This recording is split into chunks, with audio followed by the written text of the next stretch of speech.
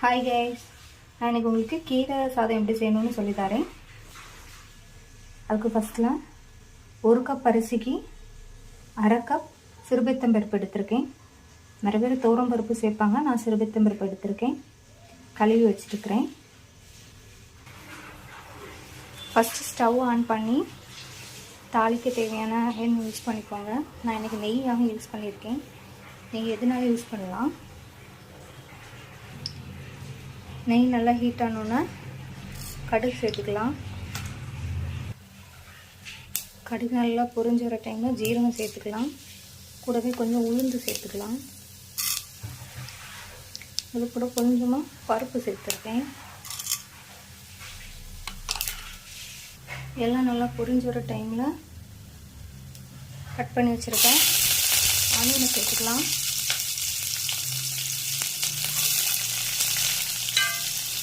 இது கூட 2 பச்சை மிளகாய் சேர்க்குறேன். இது கூடவே கொஞ்சம் பூடு சேர்க்குறேன். 10 பல் பூடு நான் சேர்க்குறேன். ஒரு கொத்து கறிவேப்பிலையும் சேர்த்துக்கலாம்.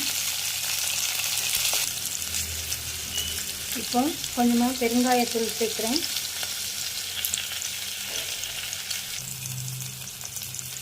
ஒரு ஸ்பூன் நல்ல மிளகும் ஜீரகமும் சேர்த்து அரைச்ச பொடியை சேர்த்துக்கிறேன்.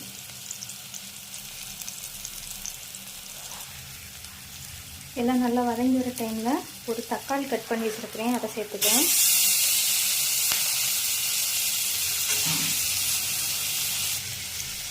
இந்த டைமில் ஒரு 2 பிஞ்ச் மஞ்சள் சேர்த்துக்கிறேன்.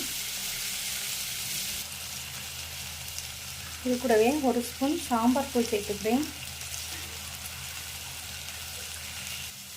இந்த டைமில் நம்ம கட் பண்ணி வச்சுருக்க கீரை, நீங்கள் எந்த கீரைனாலும் சேர்த்துக்கலாம். நான் இன்னைக்கு பாலக்கீரை சேர்க்குறேன்.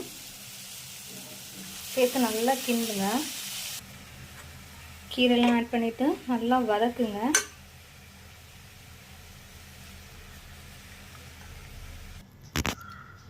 நல்லா வதங்கினதுக்கப்புறம் இந்த மாதிரி தான் இருக்கும். இந்த டைமில் நமக்கு இது சாப்பாட்டுக்கு தேவையான தண்ணி ஊற்றிக்கலாம். நான் இப்போ 1.5 கிளாஸ் எடுத்துருக்கனால 5 கப் தண்ணி ஊற்றுறேன். நான் இப்போ மட்டா ரைஸ் எடுத்தனால தான் 5 கிளாஸ் தண்ணி ஊற்றிருக்கிறேன். மற்றபடி நீங்கள் உங்களுக்கு சாப்பாடு ரைஸ் அது மாதிரி நீங்கள் எடுத்துருந்தீங்கன்னா எப்போவும் ஊற்றதோடைக்கும் 1.5 கிளாஸ் எக்ஸ்ட்ரா ஊற்றுங்க. தேவைக்கேற்ப உப்பு ஆட் பண்ணிக்கலாம். இந்த மாதிரி கொதிச்சு வர டைமில் நம்ம கழுவி வச்சுருக்கிற அரிசியும் பருப்பையும் சேர்த்துடலாம்.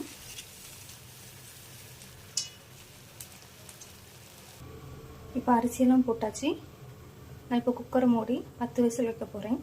நீங்கள் சாதா அரிசி சேர்த்துருந்தீங்கன்னா 5 விசில் வச்சா போதும். நான் மட்டா ரைஸ்னால தான் 10 விசில் வைக்கிறேன். ஃபைனலாக 10 விசில் வச்சு இறக்குனதுக்கப்புறம் இப்படி தான் இருக்கும்.